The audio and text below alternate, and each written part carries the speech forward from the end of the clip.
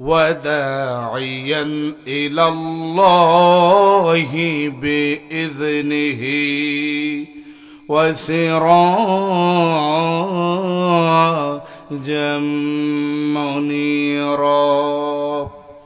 فقد قال الله سبحانه وتعالى في كلامه المجيد والفرقان الحميد. আমার সাথে সবাই পড়ুন আউযু বিল্লাহি মিনাশ শাইতানির রাজীম। বিসমিল্লাহির রাহমানির রাহিম। ইয়া আইয়ুহাল্লাযীনা আমানু ইত্তাকুল্লাহা ওয়া কুনু মা'আস সাদিকিন। وعن أبي ذر الغفاري رضي الله تعالى عنه قال قلت يا رسول الله أوصني. قال رسول الله صلى الله عليه وسلم أوصيك بتقوى الله فإنه يزين لأمرك كله أو كما قال عليه الصلاة والسلام إن الله وملائكته يصلون على النبي يا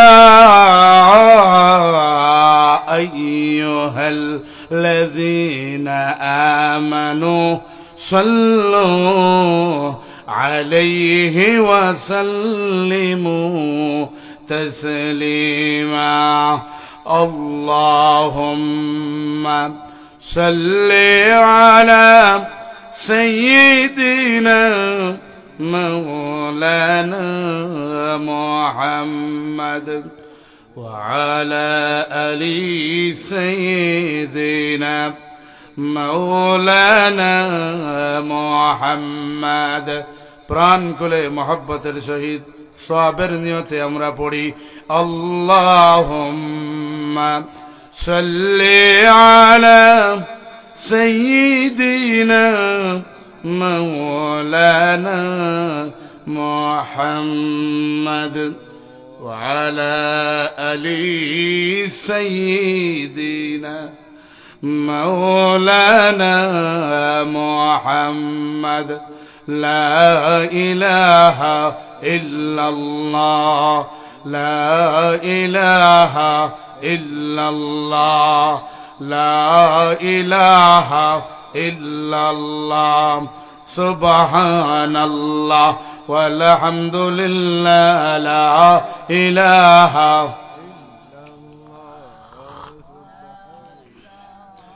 إلا الله لا إله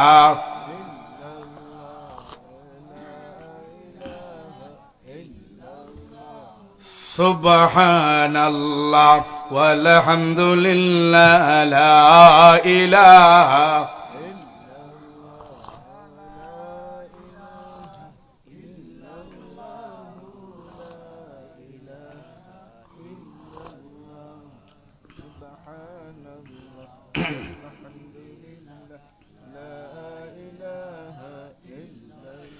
لا إله إلا الله محمد رسول الله. أشهد أن لا إله إلا الله وحده لا شريك له وأشهد أن محمدا عبده ورسوله. আস্তাগফিরুল্লাহ ইন্নাল্লাহা গফুরুর রহিম। আস্তাগফিরুল্লাহাল্লাযী লা ইলাহা ইল্লা হুয়াল হাইয়ুল কাইয়্যুম ওয়া আতুবু ইলাইহি ওয়া লা হাওলা ওয়া লা কুওয়াতা ইল্লা বিল্লাহিল আলিয়্যিল আযীম। আলহামদুলিল্লাহ।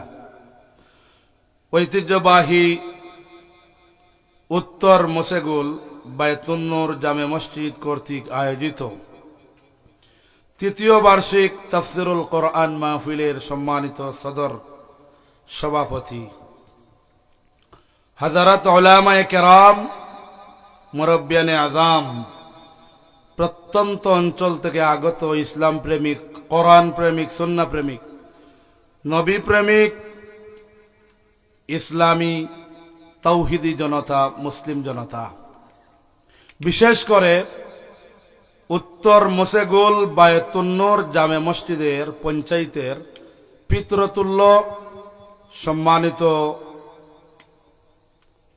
মুহতারাম মুআজ্জাজ মুরব্বিয়ানে কেরাম, যুব সমাজ, পর্দার অন্তরালে অবস্থানরত সম্মানিতা মায়েরা, মেয়েরা, বোনেরা, সর্বপ্রথম মহান আল্লাহ সুবহানাহু ওয়া তাআলার অসংখ্য অগণিত লাখো কোটি শুকরিয়া আদায় করছি, যেই রব্বুল ইজ্জত ওয়াল জালাল আমাদেরকে অসংখ্য অগণিত মানুষের মধ্য থেকে বাছাই করে, নির্বাচন করে, সিলেকশন করে আল্লাহর মাহবুব বান্দা হিসাবে আল্লাহ রব্বুল ইজ্জত ওয়াল জালাল জান্নাতি বাগানে এসে বসার, দ্বীনের কথা বলার এবং শোনার যেই রব্বুল ইজ্জত ওয়াল জালাল তৌফিক করে দিলেন, সেই রবের কালিমাতুশ শুকর আদায় করছি।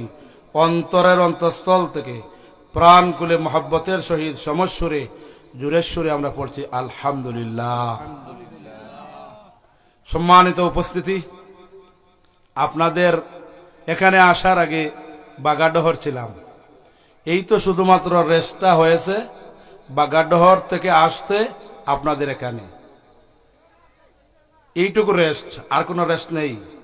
এই জন্য আল্লাহ রব্বুল ইজ্জত ওয়াল জালালের কাছে তৌফিক কামনা করছি যে আল্লাহ সুবহানাহু ওয়া তাআলা তার দুর্বল এই গোলাম থেকে এমন কিছু কোরআন সুন্নাহর আলোকে কথা বলার তৌফিক দেন, যেই কথাগুলোর মাধ্যমে আমি নিজে উপকৃত হই, আপনারা উপকৃত হন। আল্লাহ রব্বুল ইজ্জত ওয়াল জালাল আমাদের প্রত্যেককে আমলের নিয়তে কথাগুলো বলার এবং শোনার তৌফিক দান করুন, আমরা পড়ি আমিন। সম্মানিত উত্তর মোশেগুলবাসী,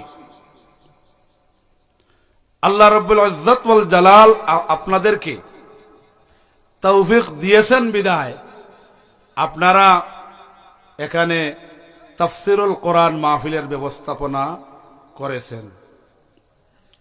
এই এলাকার যুব সমাজ, এই এলাকার মানুষ ইসলাম প্রেমিক, নবী প্রেমিক, কোরআন প্রেমিক, সুন্নাহ প্রেমিক। এই জন্য তারা দুনিয়ার কোন শীত মৌসুমের যে আগে হতো পালা গান হতো, মালজোড়া গান মৌসুমে হতো, ঠিক কিনা? কিন্তু আলহামদুলিল্লাহ বর্তমান যুব সমাজ সচেতন এবং বর্তমান যুব সমাজ ইসলামের পক্ষে। এই জন্য বাংলাদেশের আনাসে কানাসে, প্রত্যন্ত অঞ্চলে, সব জায়গায় এই যাত্রা গান, পালা গান, মালজোড়া গান, অনিসলামিক কার্যকলাপ এবং সকল অপসংস্কৃতির বিরুদ্ধে তাফসিরুল কোরআন মাহফিলের ব্যবস্থাপনা গোটা বাংলার যুবকেরা করেছে, বলুন আলহামদুলিল্লাহ। তাহলে আপনার আমার সন্তানেরা এখন ওয়াজ মাহফিলের দিকে, তাফসির মাহফিলের দিকে ধাবিত হচ্ছে, ঠিক কিনা? এই জন্য এটা আল্লাহর মেহেরবানি। এটা কি আল্লাহর মেহেরবানি? কারণ এই ওয়াজ মাহফিলের মাধ্যমে কত উপকার হয়। দুনিয়া আখিরাত উভয় জাহানের উপকার হয়। আল্লাহর নবী বলেছেন, ইযা মারারতুম বিরিয়াদিল জান্নাতি ফারতাউ। কিলা ইয়া রাসূলাল্লাহ ওয়া মা রিয়াদুল জান্নাহ? قال مجالس العلم। الله أكبر পড়ুন। وفي رواية أخرى مساجدها وفي رواية أخرى حلق الذكر। رئيس المفسرين حضرت ابن عباس رضي الله تعالى হাদিস বর্ণনা করেন। তিনি বলেন, আল্লাহর নবী, আখিরি পয়গম্বর, বিশ্ব নবী, দয়ার নবী, উম্মতের কান্ডারি নবী, রাহমাতুল লিল আলামিন হযরত মুহাম্মদুর রাসূলুল্লাহ সাল্লাল্লাহু আলাইহি ওয়াসাল্লাম বলেন, যখন তোমরা জান্নাতের বাগান দিয়ে পরিভ্রমণ করবে, তখন তোমরা সেই জান্নাতের বাগান থেকে কোনো কিছু আহরণ করে নিও। জলিলুল কদর সাহাবী প্রশ্ন করলেন, ইয়া রাসূলুল্লাহ ওয়া মা রিয়াদুল জান্নাহ? ওগো নবীজি, জান্নাতের বাগান কি? নবীজি বললেন, মাজালিসুল ইলম, ইলমের মজলিসগুলো হলো জান্নাতের বাগান। সুবহানাল্লাহ পড়বেন না? ইলমের মজলিসগুলো হলো জান্নাতের বাগান। যেই মজলিসের মধ্যে কোরআন সুন্নাহর জ্ঞান আহরণ বিতরণ করা হয়, এই মজলিসকে বলে ইলমের মজলিস। এই মজলিসের মধ্যে ওয়াহিলব্দ নির্ভেজাল জ্ঞান, কোরআন সুন্নাহর জ্ঞান আহরণ এবং বিতরণ চলছে, ঠিক কিনা? বক্তা ইলম বিতরণ করছেন, শ্রোতা ইলম আহরণ করছেন। এই সমস্ত ইলম আহরণ বিতরণের মজলিসগুলো হলো জান্নাতের বাগান। অন্য বর্ণনায় নবীজি বলেছেন, দুনিয়ার যত মসজিদ আছে, দুনিয়ার সকল মসজিদগুলো হলো জান্নাতের বাগান। সুবহানাল্লাহ পড়বেন না? আবার নবীজি অন্য বর্ণনায় বলেছেন, হালিকা যিকর, যিকরুল্লাহর মজলিস হলো জান্নাতের বাগান। আল্লাহু আকবার পড়ুন। যেখানে আল্লাহর বড়ত্ব মাহাত্ম্য বয়ান করা হয়, যেই মজলিসের মধ্যে আল্লাহর মাহাত্ম্য বড়ত্ব, আল্লাহর শ্রেষ্ঠত্ব বয়ান করা হয়, এটা হলো যিকরুল্লাহর মজলিস। এই যিকরুল্লাহর মজলিস গুলো হলো জান্নাতের বাগান। সুবহানাল্লাহ পড়বেন না? তাহলে বর্তমানে আপনারা কোথায় বসে আছেন? জান্নাতের বাগানের মধ্যে বসে আছেন। এর প্রতিটা ভূখণ্ড, প্রতিটা মাটি কিয়ামতের দিন, কঠিন মুসিবতের দিন আপনার সপক্ষে, আপনার পক্ষে দলিল হয়ে যাবে। সুবহানাল্লাহ পড়বেন না? কারণ আপনি ভালো কাজে অংশগ্রহণ করেছেন। আল্লাহ রাব্বুল আলামিন বলেন, ওয়া তাআওয়ানু আলাল বিররি ওয়াত তাকওয়া ওয়া লা তাআওয়ানু আলাল ইসমি ওয়াল উদওয়ান। আল্লাহু আকবার পড়ুন। আল্লাহ রাব্বুল আলামিন বলেছেন, তোমরা তাকওয়ামূলক কাজে, ভালো কাজে পরস্পরকে সহযোগিতা করো। অন্যত্র বলেছেন, ফাস্তাবিকুল খায়রাত। আল্লাহু আকবার পড়ো। তোমরা ভালো কাজে কম্পিটিশন করো, কে কত বেশি ভালো কাজ করতে পারো, সেই কম্পিটিশন তোমরা করো। এটা কার নির্দেশ? আল্লাহর নির্দেশ। এই জন্য আল্লাহ রাব্বুল আলামিন সূরা মুলকের মধ্যে বলেন, الذي خلق الموت والحياة ليبلوكم أيكم أحسن عملا الله أكبر পড়ুন আল্লাহ রাব্বুল আলামিন মউত মৃত্যু হায়াত জীবন মৃত্যু এবং জীবন হায়াত এবং মৃত্যু এই দুই জিনিস আল্লাহ রাব্বুল আলামিন সৃষ্টি করেছেন লিয়াবলুয়াকুম আল্লাহ পরীক্ষা করতে চান আইয়ুকুম আহসানু আমালা আল্লাহ রাব্বুল আলামিন পরীক্ষা করে জানতে চান তোমাদের মধ্যে আমলের দিক থেকে কে সর্বোত্তম আমল করে সুবহানাল্লাহ কে তোমাদের মধ্যে সর্বোত্তম আমল করে এটা জানার জন্য আল্লাহ রাব্বুল আলামিন আপনাকে আমাকে এই পৃথিবীতে পাঠিয়েছেন সুবহানাল্লাহ বলুন তাহলে এই পৃথিবীতে আমাদের আসার মূল উদ্দেশ্য কি আসার মূল উদ্দেশ্য হলো আল্লাহর গোলামি করা আল্লাহর ইবাদত বন্দেগী করা ঠিক না আমলে সালেহ করা ভালো কাজ করা সমাজ কল্যাণমূলক কাজ করা মানুষের উপকারী যত কাজ আছে সমস্ত ভালো কাজ করার জন্য আল্লাহ রাব্বুল আলামিন এই পৃথিবীতে পাঠিয়েছেন ঠিক না এই জন্য আল্লাহ রাব্বুল আলামিন বলেন ওয়া মা খালাকাতুল জিন্না ওয়াল ইনসা ইল্লা লিয়াবুদুন আমি আল্লাহ রাব্বুল আলামিন মানুষ এবং জিনকে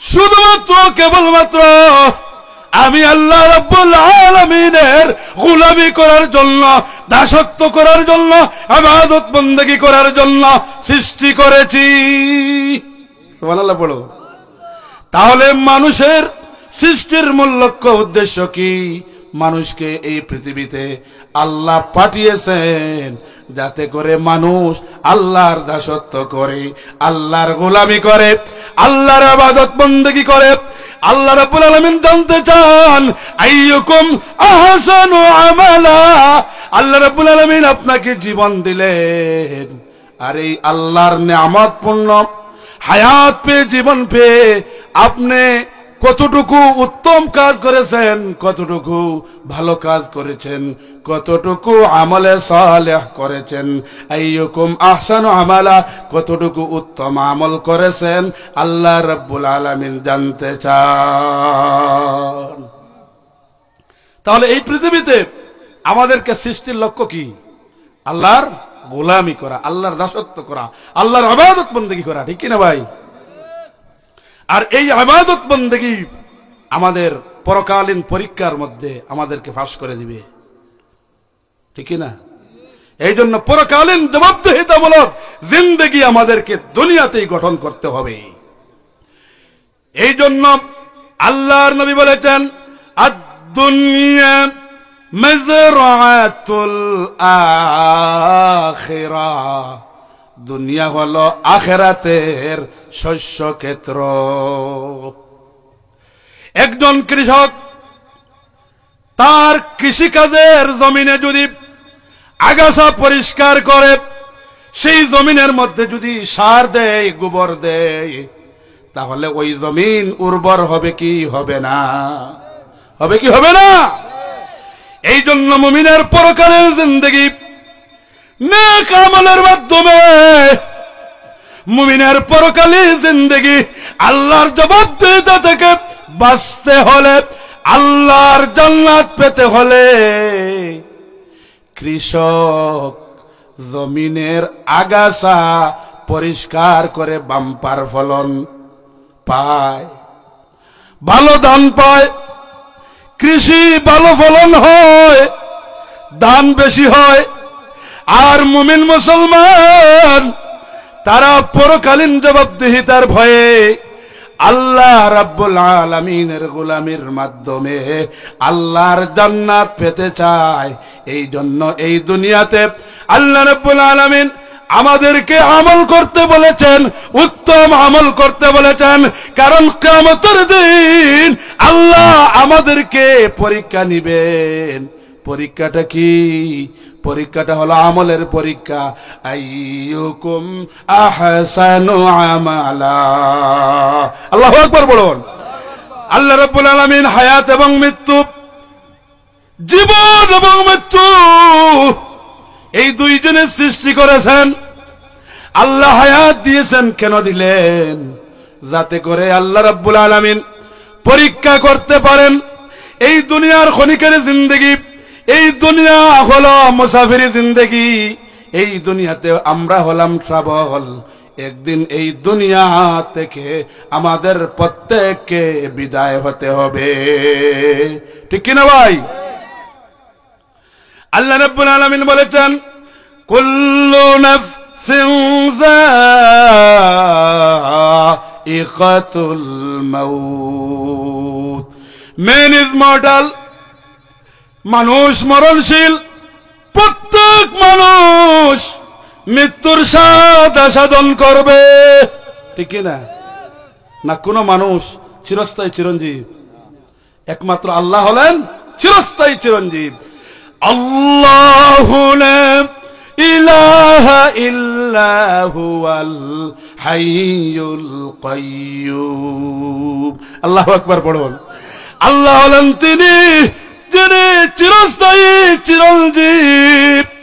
দুনিয়ার সমস্ত কিছু লয় হবে, ক্ষয় হবে, ধ্বংস হবে, কিন্তু আমার আল্লাহর ধ্বংস নাই। আমার আল্লাহ চিরস্থায়ী, আমার আল্লাহ চিরঞ্জীব। আল্লাহু আকবার বলুন। দুনিয়ার সবকিছু ধ্বংস হবে। কুল্লু মান আলাইহা ফান ওয়া ইয়াবকা ওয়াজহু রাব্বিকা যুল জালালি ওয়াল ইকরাম। আল্লাহু আকবার বলুন। দুনিয়ার সবকিছু লয় হবে, দুনিয়ার সবকিছু ক্ষয় হবে, দুনিয়া ধ্বংসশীল, দুনিয়া ধ্বংস হবে, দুনিয়ার মানুষও ধ্বংস হবে, দুনিয়ার যত কিছু আছে সব ধ্বংস হয়ে যাবে, কিন্তু একজন থাকবেন, তিনি চিরস্থায়ী চিরঞ্জীব, আপনার আমার রব আল্লাহ। সবাই বলুন আল্লাহ। আল্লাহু আকবার। আল্লাহ মহান, আল্লাহ বড়। পৃথিবীর সব কিছু ধ্বংস হবে, লয় হবে, ক্ষয় হবে, সবকিছু বেনিশ হবে, সবকিছু ডিস্ট্রয় হবে, সবকিছু নষ্ট হয়ে যাবে, কিন্তু আমার আল্লাহ চিরস্থায়ী চিরঞ্জীব থাকবে। সুবহানাল্লাহ। এই জন্য পরকালীন জবাবদিহিতার ভয়ে নেক আমল করতে হবে বেশি বেশি করে, ভালো আমল করতে হবে বেশি বেশি করে, সমাজ কল্যাণমূলক কাজ করতে হবে বেশি বেশি করে। আল্লাহ রাব্বুল আলামিন যাকে যে নিয়ামত দিয়েছেন তিনি সেই নিয়ামতের কদর করবেন, ঠিক না? আল্লাহ যাকে যেই নিয়ামত দিয়েছেন সেই নিয়ামতের কদর করতে হবে। আর আল্লাহর বিধিবিধান, আল্লাহর হুকুম আহকাম সমাজের সকল জায়গায় প্রতিষ্ঠিত করতেই হবে, ঠিক না? এই জন্য আপনার রাজনীতিবিদ, আপনার রাজনীতির জায়গায় আল্লাহর হুকুম আর নবীর তরিকা অনুযায়ী যদি আপনার রাজনীতি পরিচালনা হয়, এটা ইবাদতের মধ্যে শামিল হয়ে যাবে। সুবহানাল্লাহ পড়ো। আপনি চিফ জাস্টিস, আপনি বিচারক, বিচারক যদি আদালতে আল্লাহর হুকুম নবীর তরিকা অনুযায়ী যদি বিচার ফয়সালা করে, তাহলে তার এই কর্মটা ইবাদতের মধ্যে শামিল হইয়া যাবে। ইবাদত কি? আল্লাহ রাব্বুল আলামিন এই পৃথিবীতে আমাদেরকে সৃষ্টি করেছেন তার গোলামি করার জন্য, আল্লাহর দাসত্ব করার জন্য, আল্লাহর ইবাদত বন্দেগী করার জন্য। কিন্তু এই পৃথিবীতে আমরা যারা আছি সব কিন্তু একই পেশার লোক নয়, আমরা এক একজন এক এক পেশায়, ঠিক কিনা? কেউ মাদ্রাসার প্রিন্সিপাল, কেউ শিক্ষক, কেউ মজুর, কেউ কৃষক, কেউ ড্রাইভার, কেউ ইঞ্জিনিয়ার, কেউ মন্ত্রী, কেউ এমপি, কেউ চেয়ারম্যান, কেউ মেম্বার। অর্থাৎ মানুষ বিভিন্ন পেশার মধ্যে তার জীবন অতিবাহিত করে, ঠিক না? মানুষের বিভিন্ন পেশা হয়।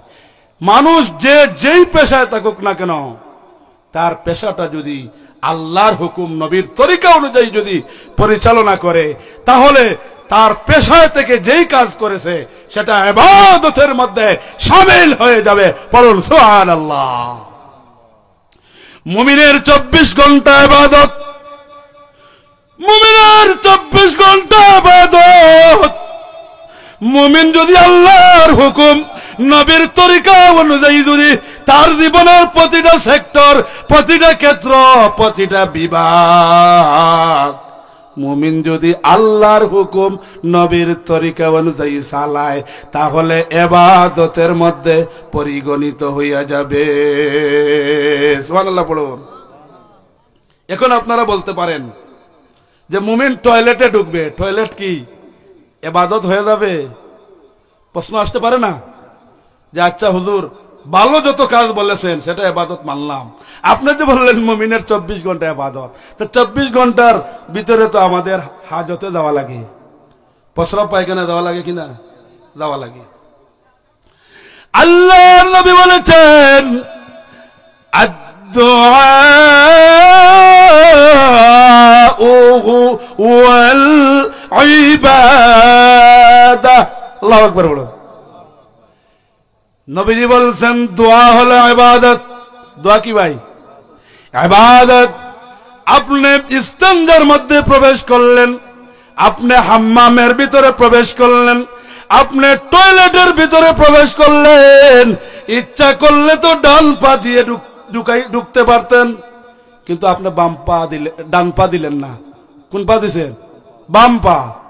আপনি তো টয়লেটের ভিতরে ইচ্ছা করলে তো ডান পা ঢুকাইতে পারতেন, কিন্তু আপনি কোন পা ঢুকাইছেন? বাম পা। আর দোয়া করেছেন কার কাছে? আল্লাহর কাছে।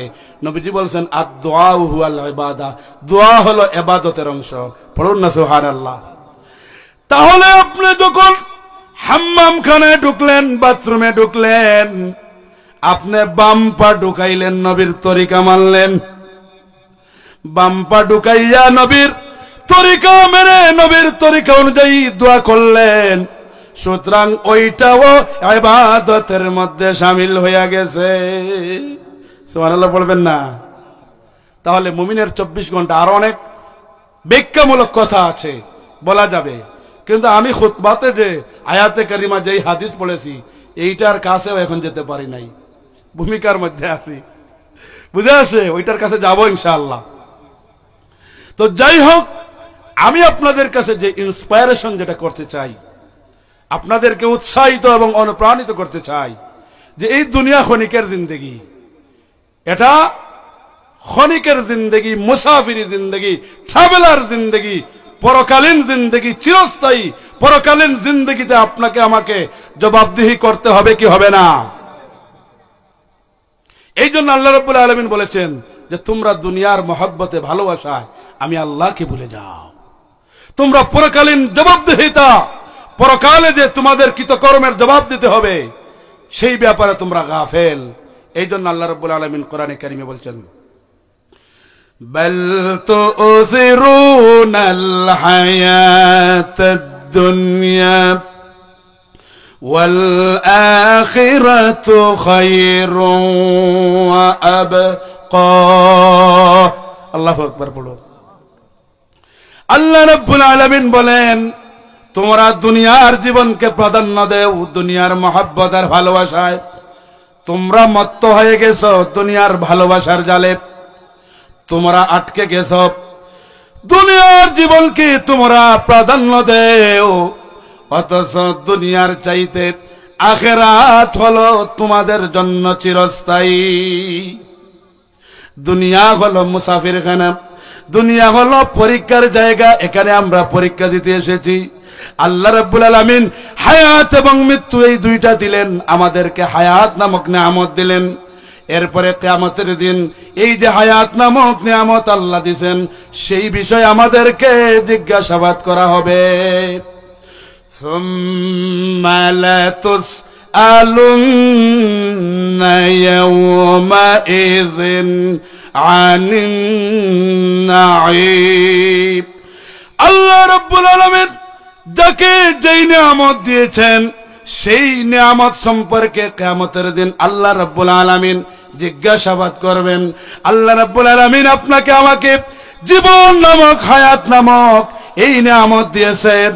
কিয়ামতের দিন আল্লাহ আপনাকে আমাকে জিজ্ঞাসা করবেন, পরীক্ষা করবেন, আইয়ুকুম আহসানু আমালা, তোমাদের মধ্যে কে উত্তম আমল করেছো, কে ভালো আমল করেছো, কে সর্বোত্তম আমল করেছো, কে আমলে সালেহ করেছো।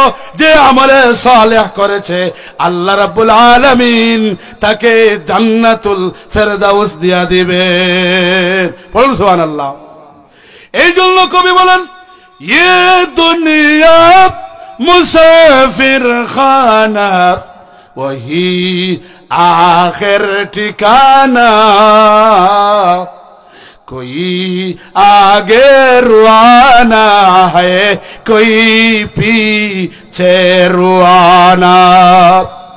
দুনিয়া হলো মুসাফিরের জিন্দেগি। এই দুনিয়ার ক্ষণিকের জিন্দেগির মহব্বত আর ভালোবাসা ছেড়ে আপনার আমার পরিবার, আত্মীয় স্বজন, পাড়া প্রতিবেশী, বন্ধু বান্ধব, ছেলে সন্তান, মেয়ে সন্তান সবাইকে ছেড়ে আল্লাহর ডাকে দিদারে এলাহি লাভের জন্য আল্লাহর নির্দেশ যখনই আসবে তখনই আমাদেরকে এই দুনিয়া থেকে বিদায় নিতে হবে, ঠিক না? এই জন্য ইয়ে দুনিয়া মুসাফির খানা, এটা হলো দুনিয়া, আমরা মুসাফির, আর পরকাল হলো আমাদের আসল ঠিকানা। লক্ষ্য করে দেখুন আপনার আমার জীবনে আমরা কতবার আমাদের দাদা দাদি, নানা নানি, আত্মীয় স্বজন, পাড়া প্রতিবেশী, এলাকার উলামায়ে কেরাম, পীর বুজুর্গ, ওলিয়া উলিয়া, মুরব্বিয়ানে কেরাম, যুব সমাজ, মায়েরা, মেয়েরা, বোনেরা, শিশুরা, সর্বস্তরের কত মানুষ আমরা কাফনের কাপড়ে মুড়াইয়া আমরা শেষ বিদায় জানাজার নামাজের মাধ্যমে দিয়া আমরা কবরের মধ্যে কত মানুষকে দাফন করেছি, ঠিক না ভাই? এই জন্য কবি বলেছেন, ইয়ে দুনিয়া মুসাফির খানা ওহি আখির ঠিকানা, कोई आगे रुआना है कोई पीछे रुआना। আমাদের পিতৃপুরুষরা আমাদেরকে ছেড়ে চলে গেছেন, আমরাও তাদের পিছনে রওনা হয়ে যাব, ঠিক কি না? মউতু কাসিন কুল্লু নাফসিন শারিবু, মউতু কাসিন কুল্লু নাফসিন শারিবু, কবরু বাইতিন কুল্লু নাসিন দাখিলু। আল্লাহু আকবার পড়ো। মউত হচ্ছে এমন একটা পেয়ালা, যেই পেয়ালার পানি সবাইকে পান করতে হবে। মৃত্যুর স্বাদ সবাইকে গ্রহণ করতে হবে।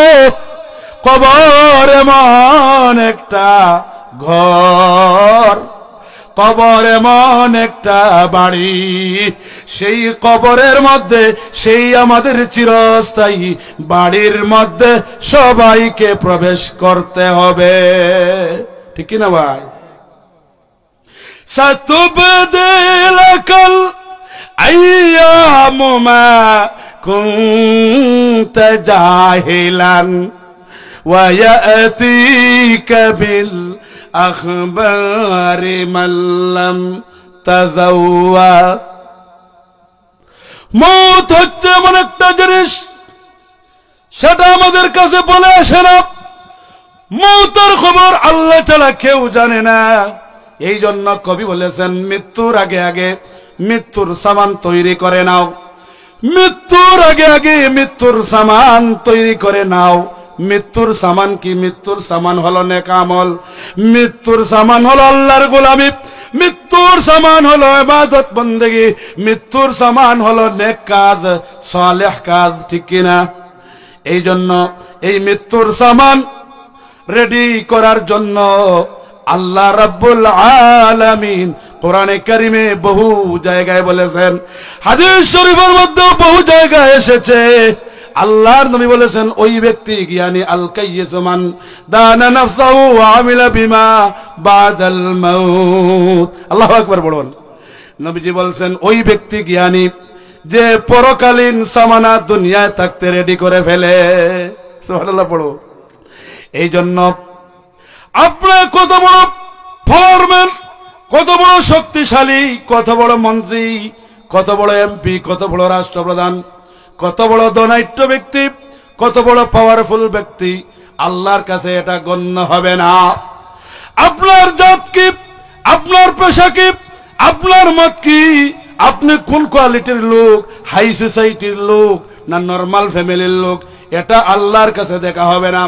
আল্লাহর কাছে যেই জিনিসটা দেখা হবে তোমাদের তাকওয়া, তোমাদের আমল, ঠিক কিনা ভাই? এই জন্য আল্লাহ রাব্বুল আলামিন বলেন ইন্না আকরামাকুম ইনদাল্লাহি আতকাকুম।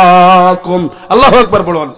আল্লাহ রাব্বুল আলামিনের কাছে ওই ব্যক্তি সম্মানী, ওই ব্যক্তি আল্লাহর কাছে প্রিয়, মাহবুব, প্যারা, ওই ব্যক্তি আল্লাহর কাছে সবচাইতে বেশি সম্মানী যেই ব্যক্তি তাকওয়াবান, মুত্তাকি, আল্লাহওয়ালা, পরেজগার।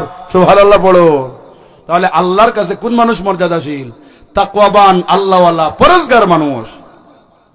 এই জন্য কিয়ামতের দিন পরকালীন জবাবদিহিতার ভয় থেকে, পরকালীন জবাবদিহিতা থেকে বাঁচতে হলে দুনিয়ায় হায়াত নামক, জীবন নামক যে নিয়ামত পেয়েছি, যত জীবন আমরা বাঁচব, কার গোলামি করব, কার দাসত্ব করব, কার ইবাদত বন্দেগী করব? আল্লাহ সুবহানাহু ওয়া তাআলা। আসুন আমার বক্তৃতার প্রারম্ভে আপনাদেরকে আল্লাহমুখী হওয়া, পরকালীন জবাবদিহিতার ভয়ে ইবাদত বন্দেগীর দিকে মনোনিবেশ করা, এটা আপনাদেরকে নসিহা করছি, ওসিয়া করছি। এই জন্য এই যে ভূমিকা যা বলছি, এই ভূমিকাটাই এই আজকের আলোচনার বিষয়ে শুরু করলাম। এটাই দেখবেন ঘুরে ফিরে এটারই ব্যাখ্যা বিশ্লেষণ হবে।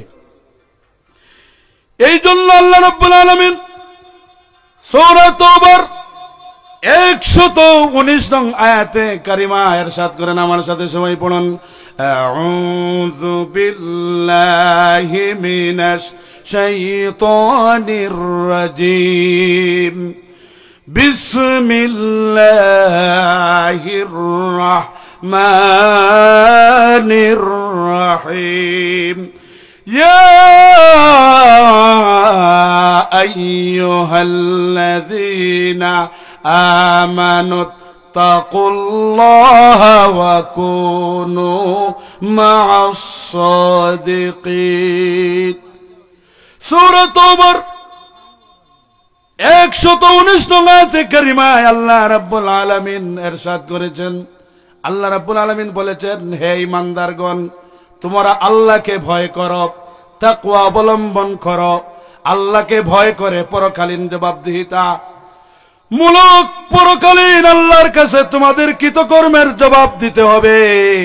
এই ভয়ে তোমাদের জীবন পরিচালনা করো, তাকওয়া ভিত্তিক জীবন পরিচালনা করো, তাকওয়া অর্জন করো, তাকওয়া অবলম্বন করো, আল্লাহকে ভয় করো। ওয়া কুনু মা'আস সাদিকিন, আর তোমরা সত্যবাদীদের সাথে, আল্লাহওয়ালাদের সাথে, রব্বানি, হক্কানি, ভালো মানুষের সাথে থাকো। তাহলে এই আয়াতে কারিমার প্রথম মেসেজ হলো, আল্লাহ বলছেন যে আল্লাহকে ভয় করো, আর দ্বিতীয় মেসেজ হলো যে হক্কানি, রব্বানি, সৎপন্থী হকপন্থী আল্লাহ ওয়ালাদের সাথে পরেজগার লোকদের সাথে থাকো।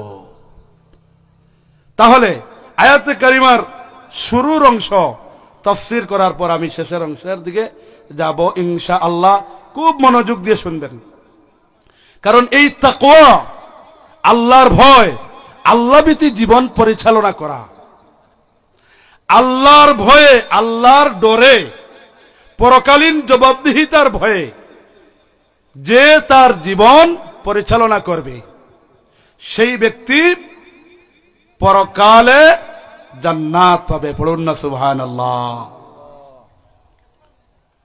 এই জন্য মা মানাত তাকওয়া, আল্লাহ যে আয়াতের শুরুতে বললেন যে তোমরা আল্লাহকে ভয় করো, ইয়া আইয়ুহাল্লাযীনা আমানুত্তাকুল্লাহ, হে ঈমানদারগণ তোমরা আল্লাহকে ভয় করো, তাকওয়া অবলম্বন করো। তাহলে আল্লাহকে ভয় করো, তাকওয়া অবলম্বন করো। এখন মা মানাত তাকওয়া, তাকওয়া কি, আল্লাহ ভীতি কি, সেটা পরিচয় চিনা জানার দরকার আছে না নাই? আছে। তাহলে আল্লাহর ভীতি, আল্লাহর ভয়, তাকওয়া, মা মানাত তাকওয়া। তাকওয়া অর্থ কি? তাকওয়া অর্থ হলো বিরত থাকা, বেঁচে থাকা, নিবৃত্ত থাকা, নিষ্কৃতি লাভ করা, নিজেকে রক্ষা করা। এটা হলো তাকওয়ার শাব্দিক অর্থ। তাকওয়ার পারিভাষিক অর্থ হলো, সংক্ষেপে বলতেছি বুঝার জন্য, তাকওয়ার পারিভাষিক অর্থ হলো আল্লাহকে ভয় করে।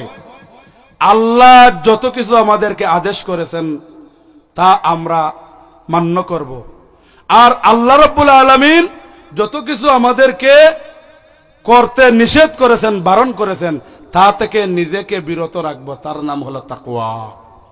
বুঝে আসছে? 2 নম্বর সংজ্ঞা হলো তাকওয়া যে আল্লাহ রাব্বুল ইজ্জত ওয়াল জালালকে ভয় করে আল্লাহর সকল বিধিবিধান পালন করার নাম হলো তাকওয়া।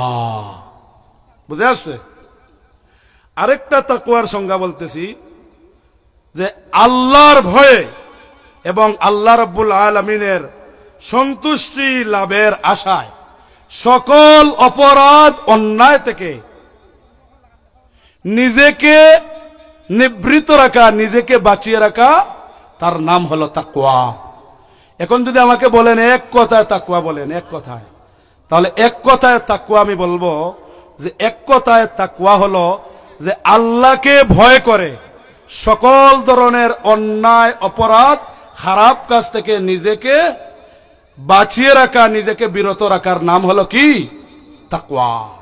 এখন আসুন হাদিসের পরিভাষায় তাকওয়াটা আপনাদেরকে ব্যাখ্যা দিলে আরো ক্লিয়ার হয়ে যাবে।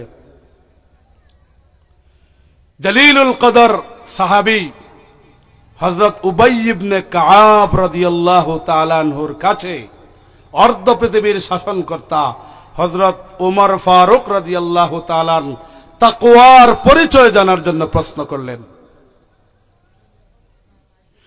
অর্ধ পৃথিবীর শাসনকর্তা হযরত ওমর ফারুক রাদিয়াল্লাহু তাআলা জলিলুল কদর সাহাবী হযরত উবাই ইবনে কাআব রাদিয়াল্লাহু তাআলা আনহুকে বললেন, মা মানাত তাকওয়া, তাকওয়া কি, আল্লাহ ভীতি কি? উবাই ইবনে কাআব রাদিয়াল্লাহু তাআলা অর্ধ পৃথিবীর শাসনকর্তা হযরত ওমর ফারুক রাদিয়াল্লাহু তাআলা আনহুকে বললেন, ভাই ওমর, তুমি কি কখনো পাহাড়ি এলাকার রাস্তার দিকে তুমি কি কখনো সফর করেছ? পাহাড়ি রাস্তা যার চতুর্দিকে কাটা বন বিছানো, মাঝখানে সরু চিকন রাস্তা, পাহাড়ি কাটা বন বিশিষ্ট কাঁটাযুক্ত রাস্তার মধ্য দিয়ে সরু চিকন রাস্তার ভিতর দিয়ে তুমি কি কখনো বিচরণ করেছ? কখনো তুমি গেছো নাকি?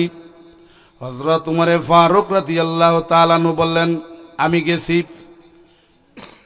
জলিলুল কদর সাহিব হযরত উবাই ইবনে কাব রাদিয়াল্লাহু তাআলা আনহু বলেন যে হে উমর, যখন কাটা বন বিশিষ্ট পাহাড়ি গিরিপথে সরু রাস্তা দিয়া যখন তুমি সফর করেছিলে, কিভাবে তুমি রাস্তা অতিক্রম করেছ?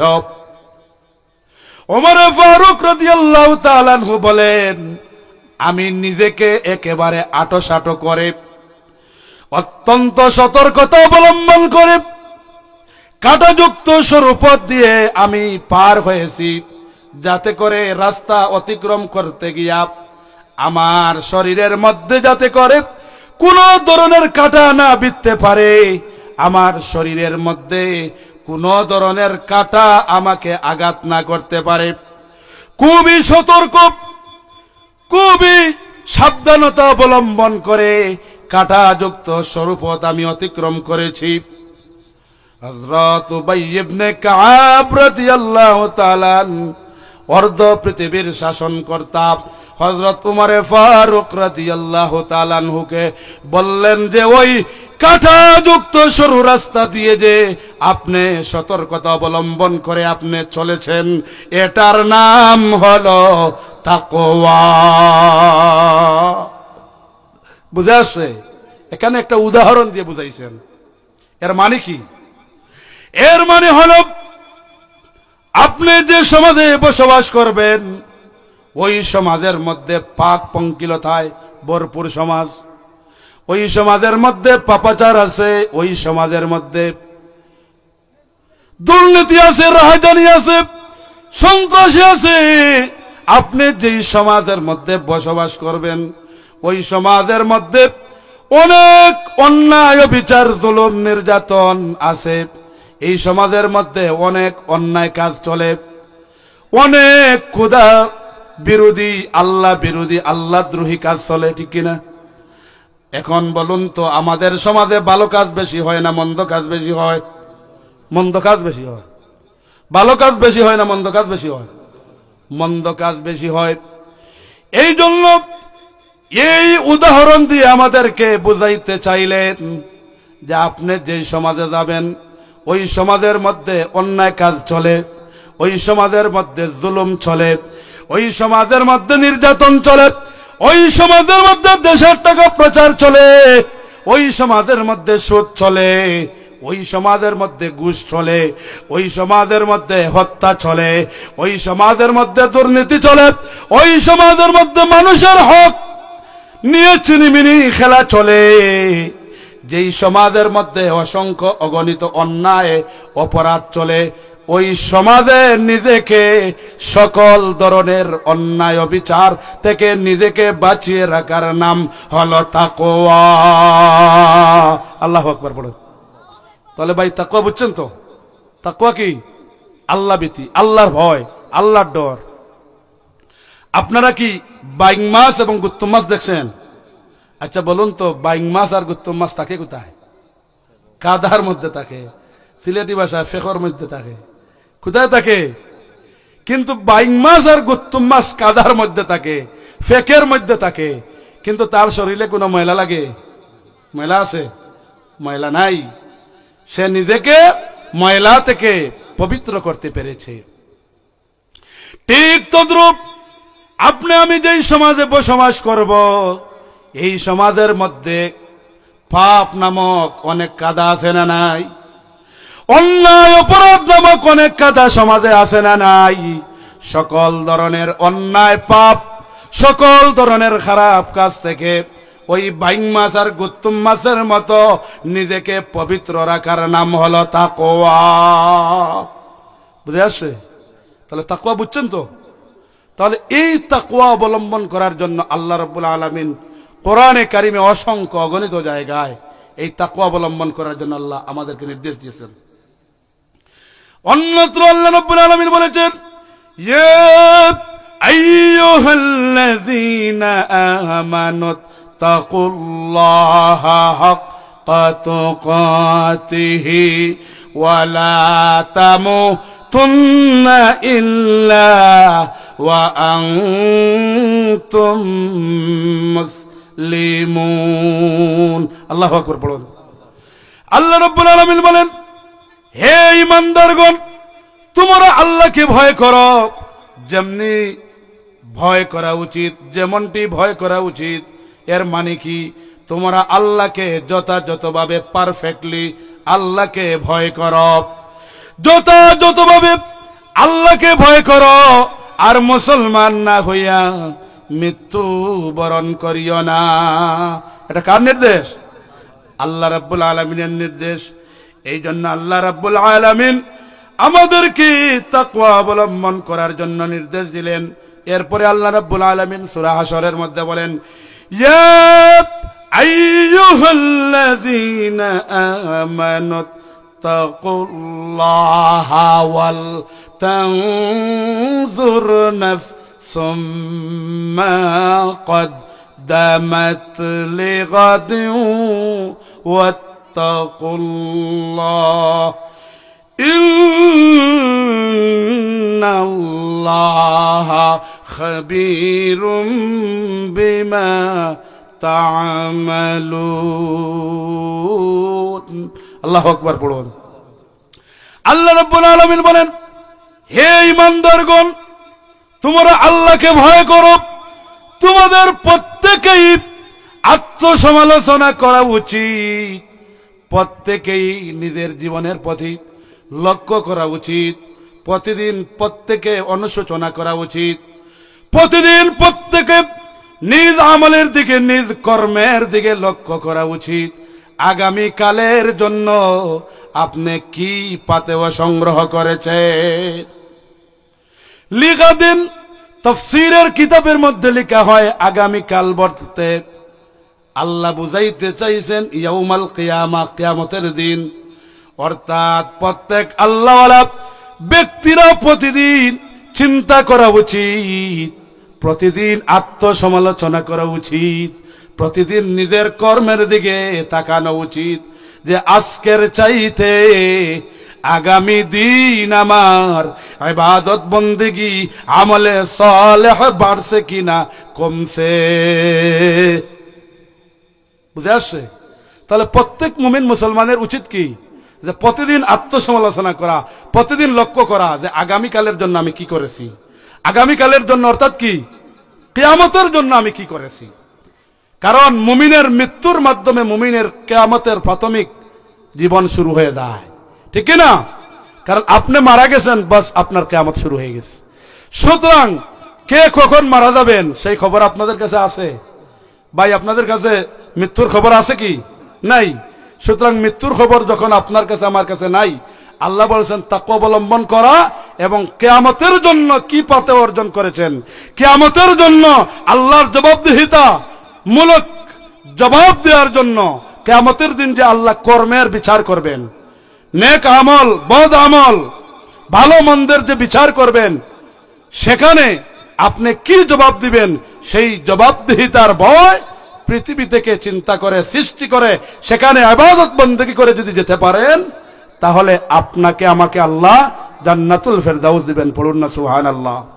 এজন্য আমরা জান্নাতুল ফেরদাউসে যেতে চাই কি চাই না? আমরা জান্নাতে যেতে চাই কি চাই না? যদি জান্নাতে যেতে চাই তাহলে পরকালীন মুখী জিন্দেগি পরিচালনা করতে হবে। কি মুখী জিন্দেগি? সবাই বলুন। পরকালীন মুখী জিন্দেগি। আল্লাহ বলছেন যে প্রত্যেক মানুষের অনুশোচনা করা উচিত, প্রত্যেক মানুষের লক্ষ্য করা উচিত, প্রত্যেক মানুষের আত্মসমালোচনা করা উচিত, প্রতিদিন আত্মসমালোচনা করা উচিত, প্রতিদিন আত্মশুদ্ধি করা উচিত, প্রতিদিন তাজকিয়াতুন নফস করা উচিত, প্রতিদিন নিজেকে নিয়ে ভাবা উচিত যে আগামীকালের জন্য অর্থাৎ কিয়ামতের জন্য আমি কি করছি।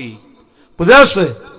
তো এই যে পরকালীন জবাবদিহিতার এই চেতনা, এই কনসেপশন, এই অনুভূতি, এই অ্যাওয়ারনেস, এটা সৃষ্টি হবে মানুষ যদি তাকওয়ার গুণ অর্জন করতে পারে, আল্লাহর ভয় যদি অর্জন করতে পারে, পরকালীন জবাবদিহিতার ভয় যদি মানুষ বুঝতে পারে, হৃদয়ঙ্গম করতে পারে যে এই দুনিয়া হলো ক্ষণিকের জিন্দেগি, আখেরাতের জিন্দেগি চিরস্থায়ী, সেই জিন্দেগিতে আমাদের কর্মের জবাবদিহিতা করতে হবে।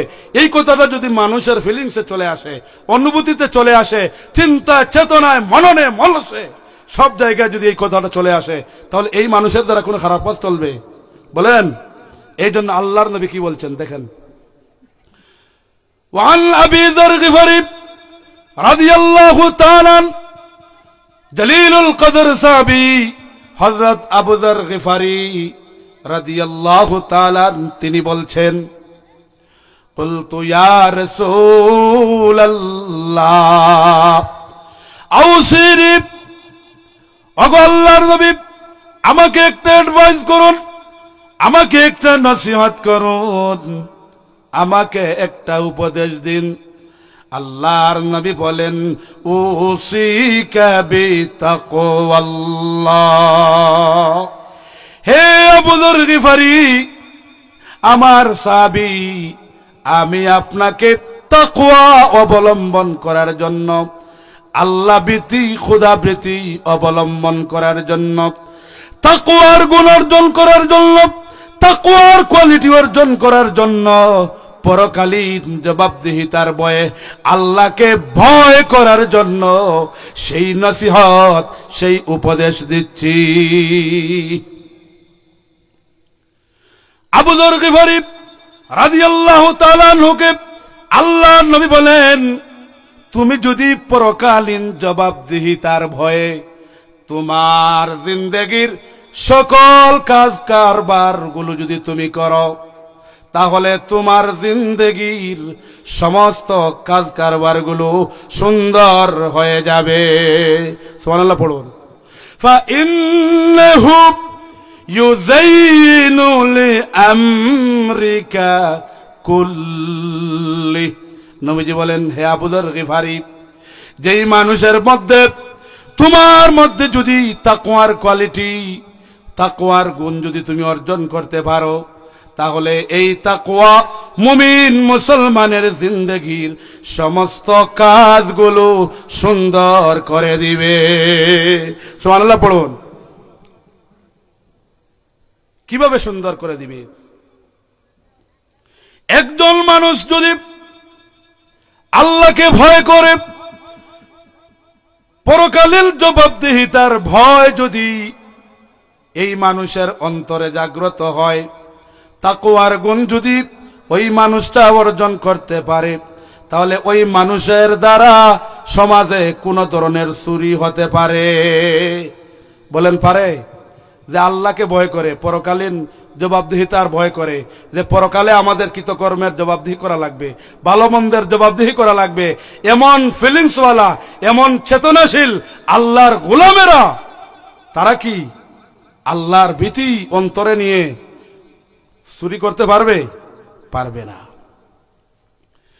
যার অন্তরের ভিতরে আল্লাহ ভীতি পয়দা হয়ে গেছে, আল্লাহর ভয় তাকওয়ার কোয়ালিটি যেই মুমিন মুসলমান অর্জন করেছে, ওই মুমিন মুসলমান কখনো চুরি করতে পারবে না, ডাকাতি করতে পারবে না, সন্ত্রাসী করতে পারবে না, জিনা করতে পারবে না, ব্যভিচারী করতে পারবে না, জনগণের টাকা আত্মসাৎ করতে পারবে না, জনগণের টাকা বিদেশে পাচার করতে পারবে না, মানুষের অধিকার নষ্ট করবে না, মানুষকে অন্যায়ভাবে হত্যা করবে না, মানুষকে নির্বিচারে গুলি করে মারবে না, মানুষকে আয়না গর নামক আইয়ামে জিহালতের, আইয়ামে জাহিলিয়াতের এই কাজকর্ম এই মানুষের দ্বারা হবে না। ঠিক না ভাই? বুঝে আসছে আমার কথা? এই তাকওয়ার কোয়ালিটি যদি প্রেসিডেন্টের হয়, তাহলে জনগণের অধিকার প্রেসিডেন্ট আদায় করবে। এই তাকওয়ার কোয়ালিটি, তাকওয়ার গুণ যদি এমপি মন্ত্রী অর্জন করতে পারে, তাহলে উপজেলার মানুষের ভাগ্যের চাকা ঘুরে যাবে। এই তাকওয়ার কোয়ালিটি যদি একজন ইউনিয়ন চেয়ারম্যানের ভিতরে ঢুকে যায়, তাহলে তার ইউনিয়ন একটি সুন্দর সমৃদ্ধিপূর্ণ ইউনিয়ন হয়ে যাবে। একজন মেম্বারের ভিতরে ঢুকে গেলে তার ওয়ার্ড সুন্দর হয়ে যাবে। ঠিক কিনা ভাই? এই জন্য বাংলাদেশে ভাই অর্থ আছে, টাকা আছে, কিন্তু সেটাকে ডিসিপ্লিন করে বন্টন করার মানুষ নাই। কারণ যে মানুষ রক্ষক সে মানুষই বক্ষক। লোকটি বেড় দিছে ছাগলে যাতে দান না খায়, এখন বেড়েই দান খেয়ে ফেলে, তাহলে লাভ কি হলো? ঠিক তদ্রূপ আমাদের সমাজে পরকালীন জবাবদিহিতার ভয়, আল্লাহ ভীতি না থাকার কারণে আমাদের দায়িত্বশীলেরা বিভিন্ন সময় দেখা গেছে আমাদের অর্থগুলো আমাদের কাছে ওনারা ফেরত দেন না। আমাদের দরিদ্র মানুষের ট্যাক্সের ঘামের টাকার অর্থগুলো ওনারা চুরি করেন আর কানাডায় বেগম বাড়িতে বাড়ি বানান। ঠিক কিনা? এটা কেন হয়েছে ভাই? এটা আমি সমালোচনা করতেছি সবার জন্য, এটা আমার জন্য সমালোচনা। আমিও যদি কালকে এমপি হয়ে যাই আমার জন্য এই ওয়াজ, আপনিও যদি কালকে চেয়ারম্যান হয়ে যান আপনার জন্য ওয়াজ। এই জন্য বিগত দিন দেখা গেছে যে কোরআন সুন্নাহর কথা বলছি, তারা এগুলোতে রাজনীতির গন্ধ খুঁজত এবং আলেম ওলামাদের কাছ থেকে মাইক কেড়ে নিত। ঠিক কিনা? আজকে কি হয়েছে ভাই? আজকে কি হয়েছে? আলেম ওলামা তো আগের সরকারের বিরোধী ছিলেন না।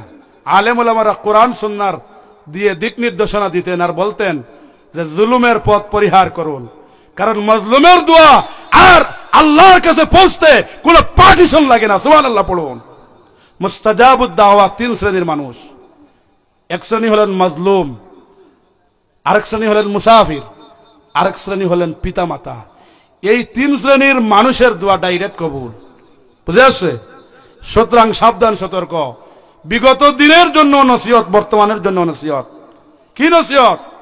যে তাকওয়া বিবর্জিত কাজ করবেন না, তাহলে দেশে জায়গা পাবেন না। রাতের আধারে চোরের মতো দেশ থেকে পলায়ন করতে বাধ্য হবেন। ঠিক কিনা? এই জন্য স্বচ্ছ সুন্দর জীবন আমরা গঠন করি। আসুন আল কোরআনের পথে আসি, নবীর সুন্নাহর পথে আসি। এই পথে আসলে শান্তি, এই পথেই শান্তি নিহিত। এই জন্য আমরা যদি কোরআন সুন্নাহর আলোকে, কোরআন সুন্নাহর কনস্টিটিউশনে যদি আমাদের রাষ্ট্র পরিচালিত হয়, তাহলে সকল মানুষের অধিকার নিশ্চিত হবে কি হবে না? বলুন, হবে কি হবে না? এই জন্য আমরা আমাদের অধিকার চাই না আমরা সব সময় নির্যাতিত আর নিষ্পেষিত থাকব? সব সময় আমরা অন্যের ধারালো অস্ত্রের মতো অন্যকে বাঁচানোর জন্য আপনি আমি অন্যায়ভাবে তার জন্য জীবন দিয়ে দিব? এইরকম কি আর করবেন? আজকে দেখুন, যত এমপি আছে, মন্ত্রী আছে, যত মিনিস্ট্রি আছে, যত বড় বড় অফিসার আছে, সবার ছেলেমেয়েরা বিদেশে লেখাপড়া করতেছে। ঠিক কিনা? কিন্তু আমার দেশের কলিমুদ্দিন, সলিমুদ্দিন, বসিরুদ্দিনকে 1000, 5000, 10,000, 1 লাখ, 5 লাখ, 10 লাখ টাকা দিয়ে হাজার হাজার মানুষের মায়ের বুক খালি করতেছে। ঠিক কিনা ভাই? কেন হইছে ভাই? এর ভিতরে তাকওয়া নাই, আল্লাহ ভীতি নাই, পরকালীন জবাবদিহিতার ভয় নাই। এই জন্য এই কাজ করতে পারছে। যেহেতু আজান পড়ে গেছে, এই জন্য একজন ভাই আজানের জবাব দিবেন, আমিও আলোচনাটা শেষ করে দেই। তাহলে আমি যে আপনাদেরকে ভূমিকা এবং ভূমিকার পরে যেই জিনিসটা বুঝাইতে চাচ্ছি, সেটার নাম কি ভাই? তাকওয়া। নবীজি বলছেন, ফাইন্নাহু ইউযায়্যিনু লিআমরিকা কুল্লিহি, যে তাকওয়ার গুণ অর্জন করবে তার জীবনের সমস্ত কাজ, সমস্ত আমল সুন্দর হয়ে যাবে। পড়ুন সুবহানাল্লাহ। তাহলে মানুষের জীবনে যত আমল আছে, যত কাজ আছে, সব সুন্দর করতে হলে কি লাগবে ভাই? তাকওয়া লাগবে। তাকওয়া ছাড়া মানুষের জিন্দেগি সুন্দর হয় না। পরকালীন জবাবদিহিতার ভয় যতক্ষণ মানুষের কলিজার ভিতরে না ঢুকবে, মানুষ সোজা হবে না। আর্মি দিয়ে, বিডিআর দিয়ে, পুলিশ দিয়ে, গোয়েন্দা বাহিনী দিয়ে মানুষকে পিটাইয়া জেলের মধ্যে ঢুকাইবেন, এটা করে মানুষ এবং মানুষের চরিত্রের পরিবর্তন আনা যাবে না। যতক্ষণ পর্যন্ত মানুষের হৃদয়ের ভিতরে কোরআন সুন্নাহর নূর প্রবেশ না করিয়ে দিতে পারবেন। কারণ একজন মানুষের ভিতরে যদি আল্লাহ ভীতি, আল্লাহর ভয়, পরকালীন জবাবদিহিতার ভয় ঢুকে যায়, ওই মানুষ অটোমেটিক সুন্দর হয়ে যাবে, ওই মানুষের সকল কাজ অটোমেটিক সুন্দর হয়ে যাবে। কিন্তু অপরদিকে আমরা দেখছি, কোন সুরকে যদি জেলের মধ্যে ঢুকান, কিছুদিন পরে ওইটা ডাকাত হইয়া বাইর হয়। কি ভাই ঠিক বললাম না? ওর আরো সাহস হয়ে যায়, বলে কি আর জেলে গেলে কি হয়েছে, আবার বেল দিয়া বাইর হয়ে আসবো। আরো পরে হের নিজে চুরি করে না, আরো 5টার সাথে নিয়ে ডাকাইত হইয়া যায়। এই জন্য এই চুরি, ডাকাতি, সন্ত্রাসী, জুলুম, নির্যাতন, প্রত্যেক মানুষের অধিকার সংরক্ষণ করা, এটা একমাত্র পরকালীন জবাবদিহিতার ভয় যতক্ষণ পর্যন্ত আপনার আমার কলিজার ভিতরে না ঢুকবে ততক্ষণ সমাজ সুন্দর হবে না, পরিবার সুন্দর হবে না, রাষ্ট্র সুন্দর হবে না। ঠিক কিনা ভাই? এই জন্য আমাদের পরিবার, সমাজ, রাষ্ট্র সব কিছু সুন্দর হোক, আমরা চাই কি চাই না? যদি চাই তাহলে আগামী দিনের নেতৃত্ব ওই ধরনের মানুষের হাতে দিতে হবে। একটা ঘটনা বলেই আমি শেষ করে দিব। আপনারা সবাই জানেন যে অর্ধ পৃথিবীর শাসনকর্তা হযরত উমর ফারুক রাদিয়াল্লাহু তাআলা, যার নাম শুনছেন তো আপনারা। খুলাফায়ে রাশিদিন 4 জন, খুব মনোযোগ দিয়ে শুনেন। খুলাফায়ে রাশিদিন কয়জন? 4 জন। খুলাফায়ে রাশিদিন প্রথম হলেন হযরত আবু বকর সিদ্দিক রাদিয়াল্লাহু তাআলা, 2 নম্বর হযরত উমর ফারুক রাদিয়াল্লাহু তাআলা, 3 নম্বর হযরত উসমান রাদিয়াল্লাহু তাআলা, 4 নম্বর হযরত আলী রাদিয়াল্লাহু তাআলা।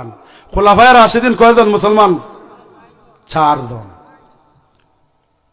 আল্লাহর নবীর ওফাতের পরে এই 4 জন খলিফা একদিন নয়, 2 দিন নয়, 3 দিন নয়, সুদীর্ঘ 30 বছর কোরআন সুন্নাহর কনস্টিটিউশনে, কোরআন সুন্নাহর আলোকে, কোরআন সুন্নাহর নির্দেশনায় কয় বছর দেশ চালাইছেন? 30 বছর। ভাই কয় বছর চালাইছেন? আমরা কারার উত্তরসূরি? নবীদের উত্তরসূরি। বলুন, আমরা কারার উত্তরসূরি? নবীদের উত্তরসূরি, সাহাবায়ে কেরামদের উত্তরসূরি, খুলাফায়ে রাশিদিনদের উত্তরসূরি। ঠিক কিনা? তাহলে মুমিন মুসলমানরা নবীর উত্তরসূরি, আম্বিয়া আলাইহিমুস সালামের উত্তরসূরি, সাহাবায়ে কেরামদের উত্তরসূরি এবং খুলাফায়ে রাশিদিনদের উত্তরসূরি, হক্কানি রব্বানি উলামায়ে কেরামদের উত্তরসূরি। ঠিক কিনা ভাই? কারণ এইগুলো যদি আপনার মধ্যে না থাকে তাহলে আপনি পরিপূর্ণ মুমিনই হতে পারবেন না, পরিপূর্ণ ইমানদারই হতে পারবেন না। আল্লাহর দরবারে ইমান নিয়ে যাওয়ার কোনো সুযোগই নাই। তাহলে আল্লাহর নবীর ওফাতের পরে কোরআন সুন্নাহর আলোকে রাষ্ট্র কয় বছর চলছে? 30 বছর। হযরত উমর ফারুক রাদিয়াল্লাহু তাআলা 10 বছর রাষ্ট্র পরিচালনা করেছেন। এই বাংলাদেশের মতো এই ছোট্ট একটা দেশের নয়, অর্ধ পৃথিবীর শাসনকর্তা। পড়ুন সুবহানাল্লাহ। এই জন্য কবি বলেন, অর্ধ পৃথিবী করেছ শাসন ধুলার তক্তে বসি, খেজুর পাতার প্রাসাদ তোমার বারে বারে গেছে খসি। বর্তমান বিভিন্ন দেশের পার্লামেন্টের মতো জাঁকজমকপূর্ণ পার্লামেন্ট ছিল না, কিন্তু মসজিদে নববীর মিম্বরে বসে অর্ধ পৃথিবী শাসন করেছেন হযরত উমরে ফারুক রাদিয়াল্লাহু তাআলা। তাহলে সুন্দর করে রাষ্ট্র পরিচালনা করার জন্য বড় চেয়ারের দরকার হয় না, ভালো রুমের দরকার হয় না, ভালো ভবনের দরকার হয় না। যদি আপনি সৎ ন্যায়পরায়ণ শাসক হন তাহলে মসজিদের মিম্বরে বসেও দেশ পরিচালনা করা যায়। পড়ুন না সুবহানাল্লাহ। উমর রাদিয়াল্লাহু তাআলার জিন্দেগিতে অনেক ঘটনা ঘটেছে। আপনারা সাধারণ মানুষ, ভালো, আপনাদের জন্য ওয়াজ নাই, ওয়াজ করতে ওদের জন্য। কারণ ওরা হলো আমাদের ভাগ্যকে নিয়ে সিনেমিনি খেলে। এই জন্য ওদের ব্যাপারে এই লাইভের মাধ্যমে একটা ওয়াজ আমি দিয়া দিই যে 10 বছর হযরত উমরে ফারুক রাদিয়াল্লাহু তাআলা আনহু এই পৃথিবী, অর্ধ পৃথিবী পরিচালনা করেছেন। দেখেন আল্লাহ ব্যতী কতটুকু ছিল। হযরত উমরে ফারুক রাদিয়াল্লাহু তাআলা মাঝে মধ্যে জনগণের খবর নেয়ার জন্য রাতের গভীরে বেরিয়ে পড়তেন। জনগণের খবর নেয়ার জন্য বিভিন্ন অলিতে গলিতে অর্ধ পৃথিবীর শাসনকর্তা ঘুরে বেড়াতেন। হঠাৎ করে প্রতিমধ্যে এক বুড়া মহিলার সাথে সাক্ষাৎ হয়ে গেল। হযরত উমরে ফারুক রাদিয়াল্লাহু তাআলা আনহু নিজেকে যাচাই করার জন্য, নিজে যে সমাজের দায়িত্ব পালন করছেন, রাষ্ট্রীয় দায়িত্ব পালন করছেন, এটা যাচাই করার জন্য ওই মহিলাকে বললেন, হে বুড়িমা, বলতো এই জনপদের আমিরুল মুমিনিন, এই জনপদের রাষ্ট্রপ্রধান যে, প্রেসিডেন্ট যে, প্রাইম মিনিস্টার যে, ওই লোকটা ভালো না খারাপ? মহিলা তো আর চিনে না, অর্ধ পৃথিবীর শাসনকর্তা মহিলা তো আর চিনে না, মহিলা মনে করছে প্রতীক মানুষ। এই জন্য মহিলায় নির্বিঘ্নে নির্দ্বিধা বলে উঠল, এই জনপদের রাষ্ট্রপ্রধান উমরে ফারুক রাদিয়াল্লাহু তাআলা মোটেই ভালো মানুষ নয়। লাগছে নি ফেস লাগছেন? দেখেন, নিজেকে নিজে যাচাই করছেন রাষ্ট্রপ্রধান। এইরকম বাংলাদেশের মতো 100টার চাইতে বড় দেশের রাষ্ট্রপ্রধান নিজেকে নিজে জনগণের কাছে যাচাই করতেছেন যে আমার জনপ্রিয়তা কতটুকু, পপুলারিটি কতটুকু, আমি সঠিক পথে আছি কিনা, না উল্টা পথে গেছি, যাচাই করতেছেন। হঠাৎ করে প্রতিমধ্যে হযরত আলী কাররামাল্লাহু ওয়াজহু এবং আব্দুল্লাহ ইবনে মাসউদ রাদিয়াল্লাহু তাআলা রাস্তার মধ্যে গেলেন। ওমর রাদিয়াল্লাহু তাআলা আনহুর পাশ দিয়ে গেলেন আর বলেন, আসসালামু আলাইকুম ইয়া আমিরুল মুমিনিন। এই কথা শোনা মাত্র বুড়ির দিলের মধ্যে কম্পন শুরু হয়ে গেছে। যার বিরুদ্ধে আমি কথা বলছি তিনি তো আমার সামনে, তিনি তো অর্ধ পৃথিবীর শাসনকর্তা হযরত ওমর ফারুক রাদিয়াল্লাহু তাআলা আনহুর বিরুদ্ধে তো আমি কথা বলছি। তিনি তো রাষ্ট্রপ্রধান, তিনি তো প্রাইম মিনিস্টার, তিনি তো মুসলমানদের আমির, সুতরাং তার বিরুদ্ধে আমি কথা বলছি, আমার কি জানি হয়ে যায়।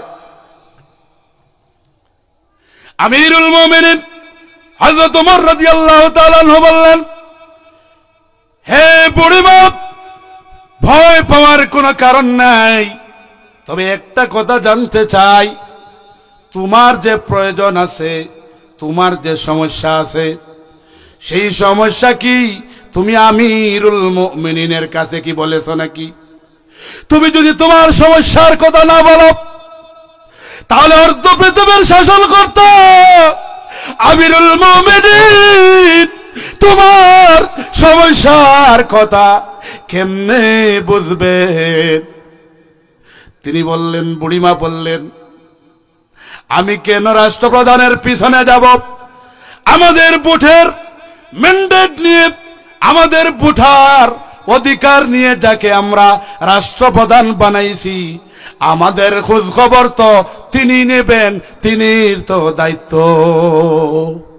বুড়ি মহিলা বলতেছে, দায়িত্ব তো উনার, আমাদের ভোটাধিকার প্রয়োগের মাধ্যমে যিনি আমাদের নেতা হয়েছেন, খোঁজ খবর তো উনি নেবেন। হযরত ওমর ফারুক রাদিয়াল্লাহু তাআলা অর্ধ পৃথিবীর শাসনকর্তা, দিলের মধ্যে আল্লাহ ভীতি পয়দা হয়ে গেল।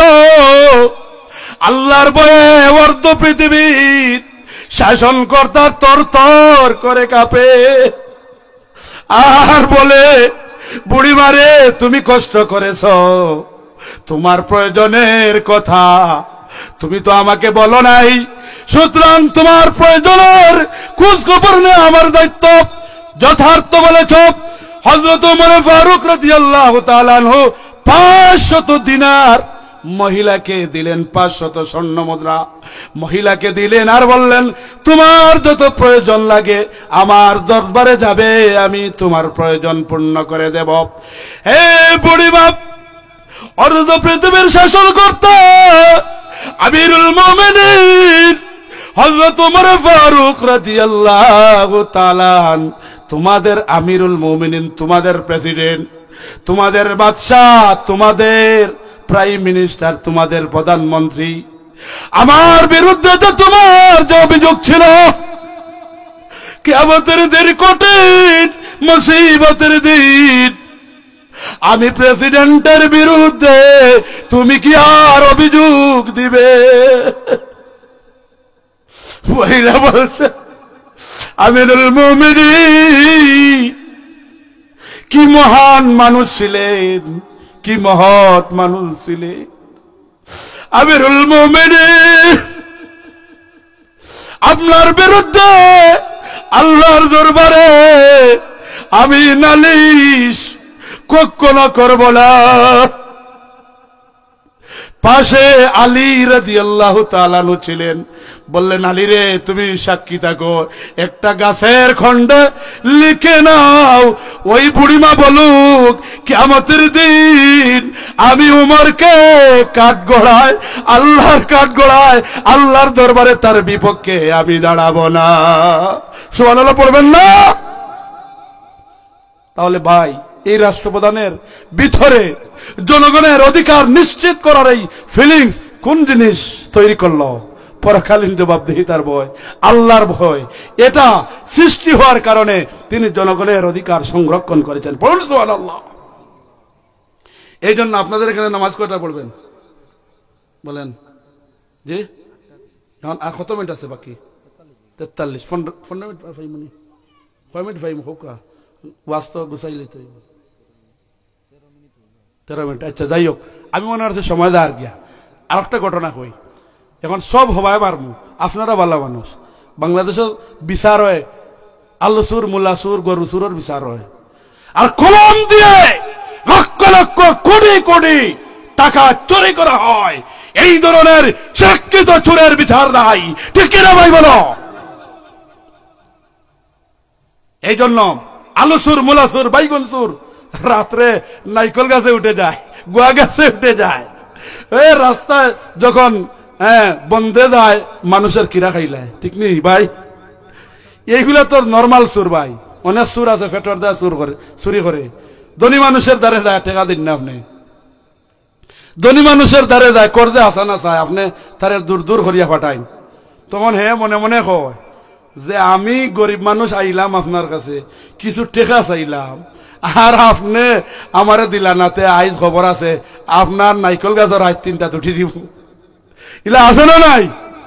এগুলো হইল কি ফেটর দায়ের সুর ভাই। এই ফেটর দায়ের সুরের বিচার বাংলাদেশে খুব আমরা বালা জানি। গরু সুরে খুব বালা করি, পুলিশে ফিটে লাগে না, জনগণে ফিটিয়া তক্তা বানাইলায়। মোবাইল সুরে পুলিশে ফিটে লাগে না, জনগণে কিলাইয়া গণ দুলাই দিয়া সেফটা বানাই ফেলাই দে, ঠিক নি ভাই? তাইলে আমরা বিচার হইল কি এখন হারার উপরে বিচার হয়। যত দুর্বল মানুষ, ওই দুর্বল মানুষের উপরে আরো দুর্বলতা ছাপাইয়া দেই, আরো বেশি জুলুম নির্যাতন করি, আর সবল মানুষের করতাম পারিনি। ডরাই বাবার এগিয়ে রায় পিস্তল লইয়া ইয়া বরি দিব কোনবা, ঠিক না? এই জন্য ভাই এইগুলো দূর হবে আল্লাহ ভীতি, আল্লাহর ভয়, পরকালীন জবাবদিহিতার এই কোয়ালিটি যতক্ষণ পর্যন্ত সৃষ্টি না হবে, ততক্ষণ পর্যন্ত আমাদের সমাজ সুন্দর হবে না, রাষ্ট্র সুন্দর হবে না, বাংলাদেশ সুন্দর হবে না। এই জন্য লাল সবুজের পতাকার সেই বাংলাদেশের মান, ইজ্জত, সম্মান অক্ষুণ্ণ রাখতে হলে, বিশ্বের দরবারে বাংলাদেশকে শ্রেষ্ঠত্বের মর্যাদায় উপনীত করতে হলে আল্লাহর আইন এবং সৎলোকের শাসনের মাধ্যমে সম্ভব, ঠিক কিনা ভাই? এই জন্য আল্লাহর আইন দিয়া সম্ভব, আর সৎলোক দিয়া সম্ভব, সুর দিয়া সম্ভব হইবনি। বলেন ভাই, সুর দিয়া সম্ভব হইবনি। এই জন্য আমাদের ইসলামী আন্দোলনের ভাইরা একটা স্লোগান বানাইছে, আল্লাহর আইন চাই, সৎলোকের শাসন চাই। তাহলে আল্লাহর আইন লাগবো, আর কি লাগবো ভাই? সৎলোক লাগবো। আল্লাহর আইন এবং সৎলোক, এই দুইটার সমন্বিত নেতা যিনি হবেন, তিনি এই বাংলাদেশের অর্থনীতির চাকা, এই বাংলাদেশের সকল কিছুর চাকাকে ঊর্ধ্বগমন করে নিয়ে বিশ্বের দরবারে সোনার বাংলাকে উপস্থাপন করতে পারবেন, ঠিক কিনা ভাই? না সুরে পারবে ডাকাত যে বাংলাদেশের টাকা মারিয়া, বাংলাদেশের টাকা নিয়া বিশ্ব ব্যাংক ও বিদেশের ব্যাংক রাখিলায়, হন বাড়ি মানায়, এর দ্বারা হইবনি? হইতো না। এর লাগি পরকালীন জবাবদিহিতার ভয় আমাদের অন্তরে সৃষ্টি করতে হবে, এই কোয়ালিটি সৃষ্টি করতে হবে। আর পরকালীন জবাবদিহিতার ভয় সৃষ্টি হবে আল্লাহর কোরআন এবং সুন্নাহর চর্চা করলে। এই যে কোরআন সুন্নাহর কথা শুনছেন, আপনাদের মনের মধ্যে জুশ আসতেছে, ইবাদত বন্দেগী করার প্রতি আপনাদের মন এগিয়ে যাচ্ছে। এই জন্য আসুন আগামী দিনের এই বাংলাদেশ সুস্থ, সুন্দর, সমৃদ্ধিশীল বাংলাদেশ হোক।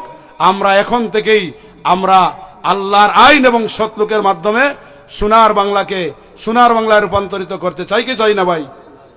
দেখেন হযরত উমরে ফারুক রাদিয়াল্লাহু তাআলা, দেখেন জনগণের সাথে কি ভালোবাসা ছিল। জনগণের সাথে কি সম্পর্ক ছিল? একটা ঘটনা আমি বলি, খুব গভীর মনোযোগ দিয়ে শুনেন। জুমাবার দিন, ইয়াউমুল জুমাবার, হযরত ওমর ফারুক রাদিয়াল্লাহু তাআলা খুতবা দিতে মিম্বরের মধ্যে আরোহণ করবেন। হঠাৎ করে জলিলুল কদর সাহাবী প্রশ্ন করে বসলেন, হে অর্ধ পৃথিবীর শাসনকর্তা, হে আমাদের প্রেসিডেন্ট, হে আমাদের নেতা, আগে জবাব দেন। যতক্ষণ পর্যন্ত আমার প্রশ্নের জবাব না দিবেন ততক্ষণ পর্যন্ত আপনার খুতবা আমরা শুনব না।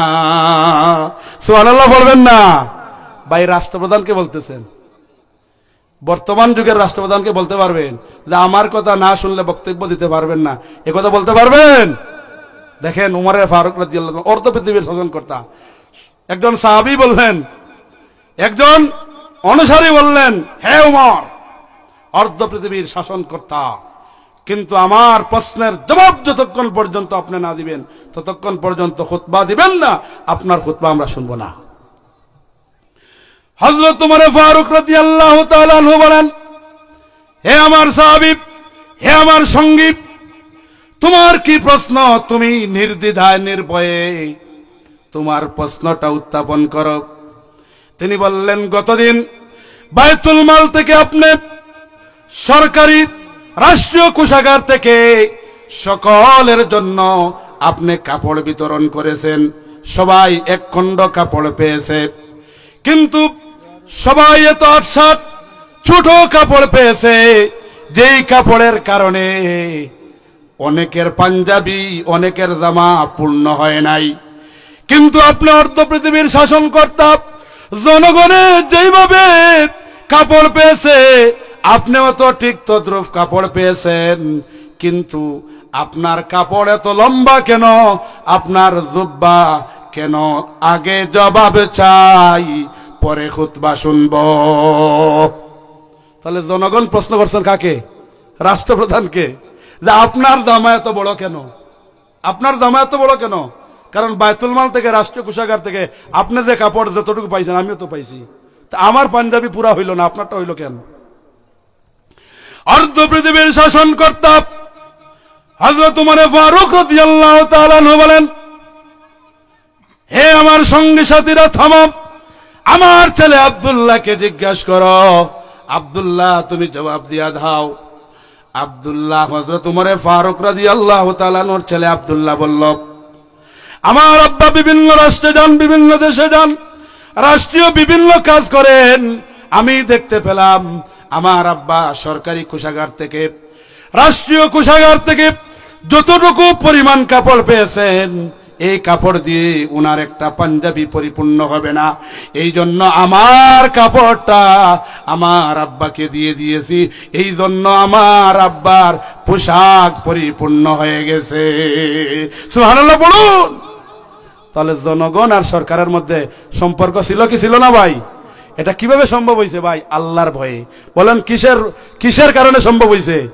আল্লাহ বিধি পরকালীন জবাবদিহিতার ভয়ে, যে আমি এই দুনিয়াতে প্রেসিডেন্ট হয়েছি, কি হয়েছে আমাকে তো এই আমার জনগণ সম্পর্কে জিজ্ঞাসাবাদ করবে।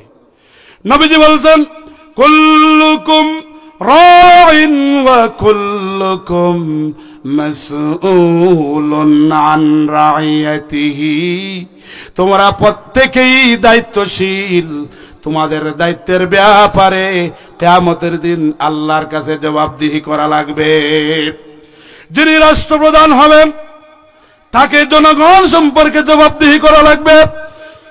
যিনি প্রেসিডেন্ট হবেন, প্রাইম মিনিস্টার হবেন, তার অধীনস্থ জনগণের ব্যাপারে তার কাছ থেকে আল্লাহ রাব্বুল আলামিন জবাবদিহিতা নেবেন। যিনি মন্ত্রী হবেন, এমপি হবেন, তার কাছ থেকে আল্লাহ রাব্বুল আলামিন উনার উপজেলার অধীনস্থ জনগণের সম্পর্কে জবাবদিহিতা উনার দেওয়া লাগবে কি লাগবে না? যিনি চেয়ারম্যান হবেন উনার ইউনিয়ন, যিনি মেম্বার হবেন উনার ওয়ার্ড। এইভাবে নবীজি বলতে বলতে আল্লাহর নবী শেষে বললেন, পরিবারের কর্তা হলেন তার পিতা। সুতরাং পিতাকে তার সন্তানের ব্যাপারে, তার পরিবারের ব্যাপারে জবাবদিহি করা লাগবে। সুতরাং জবাবদিহিতা থেকে আমরা কিয়ামতের কঠিন মুসিবতের দিন কেউ বাঁচতে পারবো না। এই জন্য আমরা যারা ফ্যামিলির কর্তা আছি, বাবা আছি, দাদা আছি, আমরা আমাদের অধীনস্থ ফ্যামিলির সকলকে আল্লাহর পথে চালাবো, নবীর রাস্তায় চালাবো, ঠিক কিনা?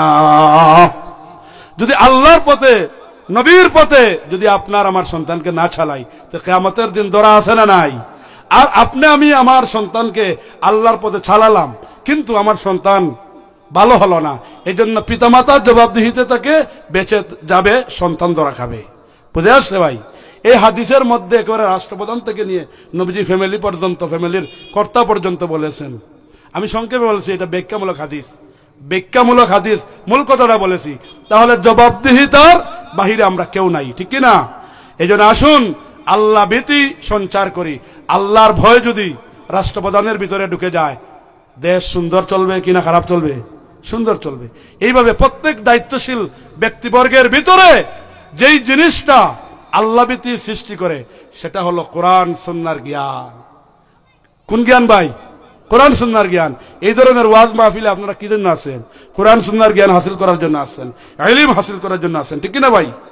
এই জন্য আল্লাহ রাব্বুল আলামিন আমাদের প্রত্যেককে মুত্তাকি হিসাবে, আল্লাহওয়ালা হিসাবে, পরহেজগার হিসাবে কবুল আর মঞ্জুর করেন। আমরা পড়ি আমিন। আয়াতের শেষাংশে আল্লাহ বলেছেন, ওয়াকুনু মা সাদিকিন, তোমরা সত্যবাদীদের সাথে থাকো, হক্কানি রব্বানি আলেমদের সাথে থাকো, পীর বুজুর্গ ওলি আল্লাহদের সাথে থাকো, সোহবতে সালেহ তোরা সালেহ কুনত, সোহবতে তালেহ তোরা তালেহ কুনত। সৎসঙ্গে স্বর্গবাস, অসৎসঙ্গে সর্বনাশ। ভালো লোকের সঙ্গী হওয়ার জন্য কে বলেছেন? বলেন সবাই, কে বলছেন? আল্লাহ বলেছেন। সুতরাং ভালো নেতার সঙ্গে আমরা থাকবো তো, ভালো আলেমের সাথে আমরা থাকবো তো, ভালো মানুষের সাথে আমরা থাকবো তো, ভালো এমপির সাথে আমরা থাকবো তো, ভালো চেয়ারম্যানের সাথে আমরা থাকবো তো, ভালো মেম্বারের সাথে আমরা থাকবো তো।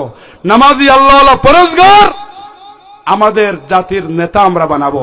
একজন ইমাম সাহেব যদি রাখেন, তাহলে কত কিছু খুঁজেন, যে ইমাম সাহেবের দাড়ি ঠিক আছে নি, পাঞ্জাবি ঠিক আছে নি, ইমাম সাহেবের তেলাওয়াত ঠিক আছে নি, ইমাম সাহেব কিভাবে চলে ফিরে, সব কিছু একটা ওয়ার্ডের, মনে করুন একটা পঞ্চায়েতের ইমাম রাখেন, নেতা রাখেন, এত কিছু খুঁজেন। আর দেশের, আপনার গোটা দেশের ইমাম বানাবেন, দেশের নেতা বানাবেন, আমাদেরকে সেইগুলো খোঁজার দরকার আছে না নাই? এই জন্য আগামীতে আমরা যাদেরকে ইমাম বানাবো, আমাদের নেতা বানাবো, আমরা নামাজি লোক, আল্লাহওয়ালা লোক, পরহেজগার লোকদেরকে আমরা কি করব? সিলেকশন করব, তাদেরকে আমরা সমর্থন দিব। তাহলে এই বাংলাদেশ সুন্দর বাংলাদেশে রূপান্তরিত হবে। আল্লাহ রাব্বুল আলামিন তৌফিক দান করুন। আমিন। সাল্লাল্লাহু আলা সাইয়্যিদিনা মাওলানা মুহাম্মদ ওয়া আলা আলিহি ওয়া আসহাবিহি ওয়া সাল্লাম। সাল্লাল্লাহু আলা সাইয়্যিদিনা ওয়া মাওলানা মুহাম্মদ ওয়া আলা আলিহি ওয়া আসহাবিহি ওয়া সাল্লাম। আস্তাগফিরুল্লাহ, ইন্নাল্লাহা গফুরুর রহিম। আস্তাগফিরুল্লাহাল্লাযী লা ইলাহা ইল্লা হুয়াল হাইয়ুল কাইয়্যুম ওয়া আতুবু ইলাইহি। ولا حول ولا قوة إلا بالله العلي العظيم. الحمد لله رب العالمين والعاقبة للمتقين والصلاة والسلام على أشرف الأنبياء والمرسلين.